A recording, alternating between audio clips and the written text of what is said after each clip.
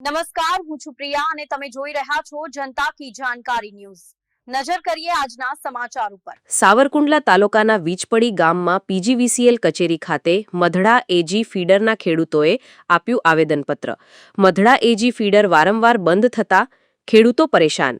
હાલનો સમય સવારે 5 વાગ્યાથી શરૂ થતો પાવર રાત્રે સુધી ન આવતા નવાગામ જાંબુડા ગામના લોકો મધડા એજી પાવર માટે વલખા મારી રહ્યા હતા।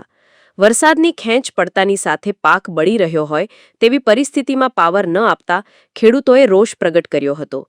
છેલ્લા 5 દિવસથી રજૂઆત કરવામાં આવી રહી હતી ત્યારે આજે રાત્રે ખેડૂત મિત્રો પીજીવીસીએલ કચેરી ખાતે પહોંચી ગયા હતા અને નાયબ ઇજનેરને આવેદનપત્ર પાઠવ્યું હતું। ખેડૂત મિત્રોનું કહેવું હતું કે અમે લોકો સવારે 5 વાગે ખેતરે પહોંચી જતા હોઈએ પણ લાઇટ ન આવતા વાટે ને વાટે બપોરના જમવાનું ત્યાં બેસીને જમવું પડે, નહીં તો ક્યારે પાવર આવે એ નક્કી નથી રહેતું।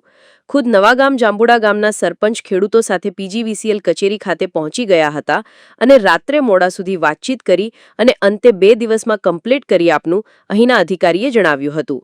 વધુમાં જણાવ્યું હતું કે અમારા પ્રશ્નનું નિરાકરણ નહીં થાય તો આંદોલન કરવામાં આવશે તેવું જણાવેલ હતું।